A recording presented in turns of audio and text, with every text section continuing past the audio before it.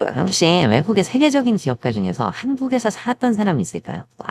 바로 오늘 주제 인브랜드를 창업한 분인데요. 60년대 초반에 한국에 2년 정도 있으면서 한산을 암벽 등반을 하고 아예 루트까지 개척을 했는데 이분 이름이 붙어있는 이 루트가 지금도 인기 있는 등반 코스죠. 그러면 어떤 브랜드가 자기네 제품을 광고하면서요. 이거 사지 마세요라는 광고를 한다면 어떨 것 같아요? 이거 역시 오늘 주제인 이 브랜드 얘기인데요. 환경을 보호해야 되니까 필요 없으면 더 이상 하지 마세요. 그러는데 사람들이 더 사고.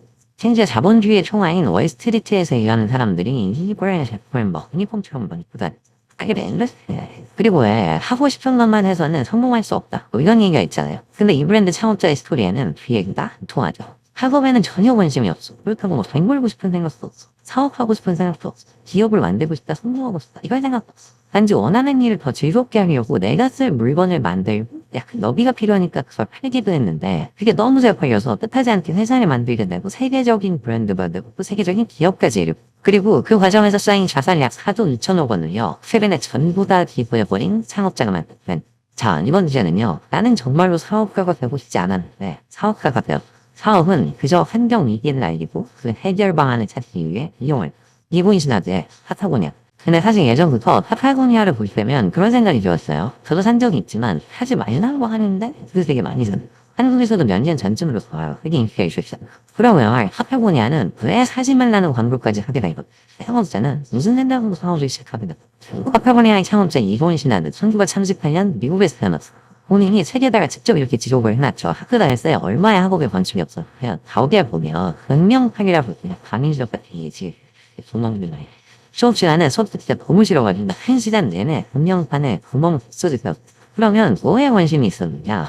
맨날 시간 내는 낚시하고 학교 가서 사냥하기를 했겠어. 애를 후회시키고 특히 산을 좋아해서 암벽 등반을 즐겨 했는데 성인이 돼서도 요세미티 등지에서 암벽 등반을 즐겨 하다가 자기가 쓸 장비를 직접 만들어야겠다 이런 생각을 하게 됐다고 하죠. 사업가로 훗날 성공하고 나서도 이렇게 얘기를 해요. 나는 스스로 사업가라고 생각하지 않았고 나는 그저 나 자신과 친구들이 원하는 좋은 도구를 만드는 걸 좋아했을 뿐. 아무튼 그래서 중고로요, 화덕이랑 집게, 망치 등등을 사가지고 키톤이란 걸 만들기 시작해요, 직접. 왜 암벽 등반할 때 바위 틈새에 끼워넣는 이 흙보물인 키톤을 강철로 직접 만든 거죠. 그 전까지 대세였던 유럽산보다 더 튼튼하고 여러 차례 쓸 수 있는. 그래서 겨울에는 대장장이처럼 막 계속 장비를 만들고요. 또 여름 내내는 암벽을 타고 막 돌아다니며 차에다가는 자기가 만든 장비를 싣고 막 돌아다니면서 여비가 필요하면 그걸 팔고 그리고 막 이렇게 다닐 때 텐트도 안 샀대. 잠은 막 바위 밑에서 자고 나무 밑에서 자고 사람도 잡아먹고 막 하면서 그리고 이 시절에 한국과의 인연도 생기거든요. 군대에 가게 됐는데 무한 미군의 배치를 받은 근데 이분 신하드가 군대에 가서 워낙 말을 안 들었었나 봐요. 가난하게. 군대 가기 전에도 군대 안 가려고 간장을 막 훔쳐도 막 왜? 근데 워낙 말을 안 들으니까 주한미군에 와서도 장교들이 민간인들이랑 일하는 데를 보내버렸어. 장비 관리했어. 신대 있어도 장교들 눈을 피해서 북한산의 암벽을 막 등반하듯이 한국 등반대들. 당시 개척한 루트가 지금도 북한산에 있대요. 참고로 이때 등반의 가치를 보려고 한 거는 나중에 미국에서 이분 신하드랑 같이 일을 하대. 한국사. 아무튼 그렇게 군 생활을 한국에서 암벽 등반하면서 보내고 다시 미국에 돌아오고 나서요. 계속 그 전과 같은 생활을 이어나가는데 일본 신화드의 신화드 이퀴먼트가 만든 피톤이 계속 잘 팔려나가기 시작했어요. 그게 왜 그랬을까? 본인이 직접 카탈로그도 만들어 뿌리고 이런 덕도 있었는데요. 무엇보다도요. 자기랑 자기 친구들이 그 장비를 직접 사용하려고 만든 거잖아요. 그래서 이 장비들의 기능에만 계속 집행해서 대량을 계속한 거예요. 그래서 품질이 월등한 거죠. 가벼운데 강하고 단순하고. 자기가 만든 장비가 기능을 제대로 못하면 자기랑 동료들, 친구들의 목숨을 일필어줄 수 있는 것 같아요. 그래서 하루에 10시간씩 거의 거울을 닦듯이 거의 열심히 하는 거. 그래서 일손이 부족하면 사람들을 그냥 고용하는 게 아니라 분반을 같이 하는 동료들, 친구들 불러서 일을 주. 이 모든 사람들의 사업이 본업이 아니라요. 일하다가 여비가 마련되면 분반하고 떠나고 여행. 근데 그 카탈로그 만들면서 또 내가 여름에는 바쁘니까 연락이 잘 돼? 계속 되게 여름에 분반하니까 그런데요, 이렇게 낭비를 놓으라 그러면 나는 그냥 예방식대로 살 거다. 해방식대로 살 거다. 이 방식이 이게 시작해서 어느덧 신화된 회사가 미국에서 가장 큰 등반장비의 제조업체가 된 거예요. 단시를 두고 일본 신화드는 이렇게 회사는 월가 수익률이 낮았고 그런 시장에 뛰어들려는 다른 바보가 없었거든요. 경쟁이 심하지 않아서 우리가 1위가 되었다. 그런데요, 이렇게 1위 업체가 됐는데 자기가 등반을 다니면서 보니까요. 암벽 중간중간에 자기네 회사가 만든 피톤 때문에 훼손된 흰색이 계속 눈에 띄는 이런 모습을 자꾸 보게 되니까 더 이상 피톤을 못 만들겠다. 나는 암벽이 좋아서 장비를 만들고 그게 사업이 됐는데 정작 내 사업이 내가 좋아하는 암벽을 만들지 않았어. 그래서 어떻게 했느냐. 1등 사업자인데 이 피톤 만드는 사업을 그냥 접습니다. 그리고 나서 이 피톤은 해머로 박아야 되는데 이 해머로 박는 피톤보다 바위를 덜 손상시키는 손으로 끼워넣는 대체제를 만들기 시작하죠. 근데 사람들이 쓰던 게 있는데 계속 피톤을 만들어내라 뭐 이런 얘기를 계속 했을 거 아니에요. 그러니까 이보이 시가드는 직접 이 대체제를 가지고 등반을 해서 이거 잘할 수 있다. 동영상시다 이렇게 보여주세요. 그래서 다시 대체제인 초크가 잘 팔리게 되고 시나드 인프리먼트의 사업도 계속 잘 되게 돼요. 근데 사실 이본 시나드의 파타고니아라고 하면 옷이 제일 먼저 떠오르잖아요. 시폰에 카라비노에 피크에 그렇게 등반 장비를 10년쯤 만들잖아요. 어느 날 옷을 만들면 좋겠다 싶더래. 근데 왜 하필 옷이냐. 등반할 때 직접 입을 수도 있대요. 그리고 등반 장비가 1위를 하고 있긴 하는데 이윤이 덜 나니까요. 징스를 팔아서 이윤을 남겨가지고 등반 장비 사업을 합쳐보자. 그러면서 1970년쯤으로 가요. 홀그레이 소재로 엉덩이 부분을 막 이렇게 덧대서 안해지게 만든 반바지. 그룹보다 좀 길게 나오는 반바지들을 만들고요. 그리고 뭐 러닝 셔츠 등등 옷을 계속 만들어내는데 의류 제품에는 시나드 이팀먼트가 아니라 다른 브랜드 이름을 붙여보자. 이런 생각이 들어요. 이 장비의 진심이니까 옷에다가 그 이름을 붙여서 이 전체성을 훼손하고 싶지가 않는 거죠. 그래서 생각해낸 이름이 보통 사람들한테는 세상의 빛같이 열렸다는 남미의 산악지역 하고는 그리고 파타고니아의 피치로이산의 모습을 본따서 한크로 만든 그리고 1973년 파타고니아가 첫 매장을 열었는데요. 대박이었어요. 왜 파타고니아 이유가 사업 초기부터 전통적인 인재를 끌었어요.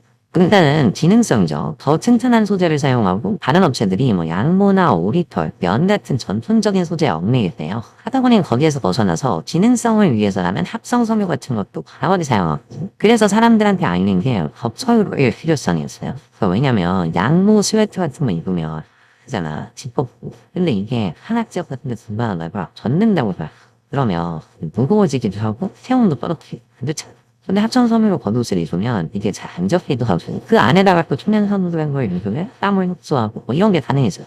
또 가령 겉에는 방수가 되는데 내부에는 안땀을 덧대가지고요. 내부에선 습기가 잘 안 차냐고 땀도 흡수할 수 있고 뭐 이런 시도 등등을 통해서요. 일단 파타고니아의 옷들이 질능적으로 뛰어났던 거죠. 근데 이게 다가 아니었어요.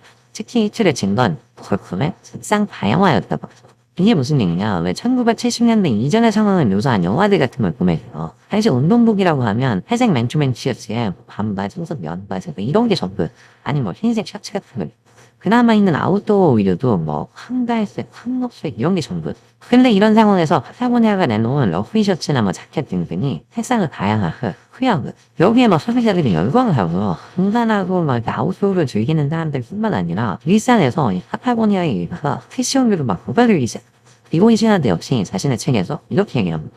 언젠가 복식사 연구자들은 남성들이 야외에서 회색 스웨셔츠를 벗어버리고 새로운 색상의 옷들을 다양한 거를 파타고니아에 부르게 될지도 모르겠다.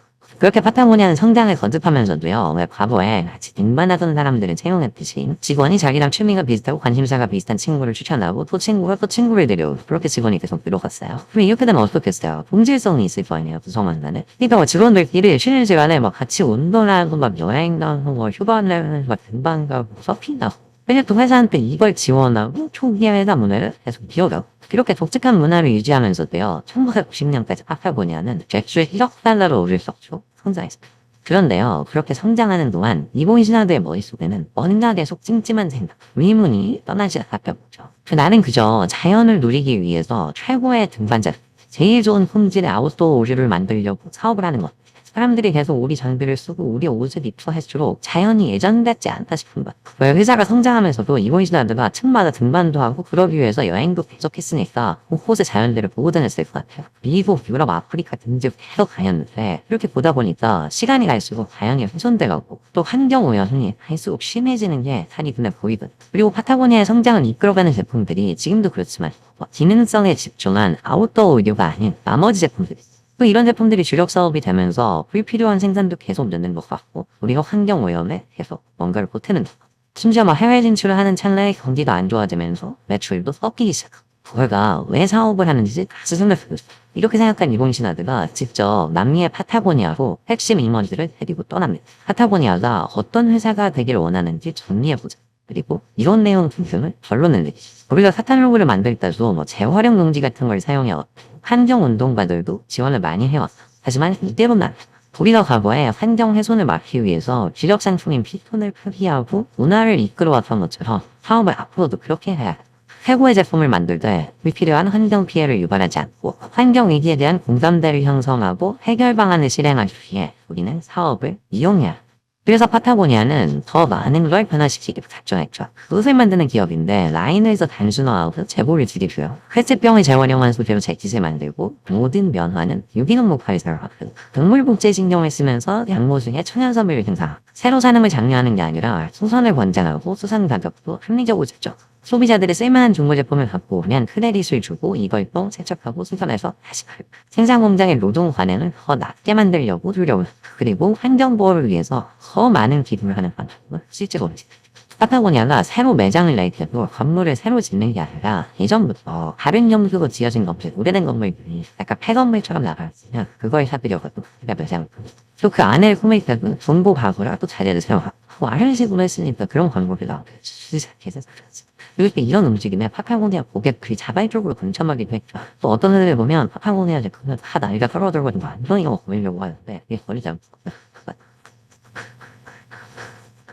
근데 사실 어떤 걸고해 보이는 슬로건이요. 그저 구호 정도에만 그치고 앞으로 더 나아가지 않으면 자꾸 우선적이라는 비판을 받기가 쉽잖아요. 오히려 그런 고상한 얘기들을 안 한 것보다 했을 때 같은 잘못을 해도 더 욕을 먹더라고요. 근데 파타고니아는 안 그랬어요. 오히려 더 나아갔죠. 환경부에 미흡한 점이 있다고 지적을 받으면 재빠르게 상황을 개선하고요. 2020년에는 블랙 프라이데이에 올린 매출 전체를 기부하게 됐어요. 환경부.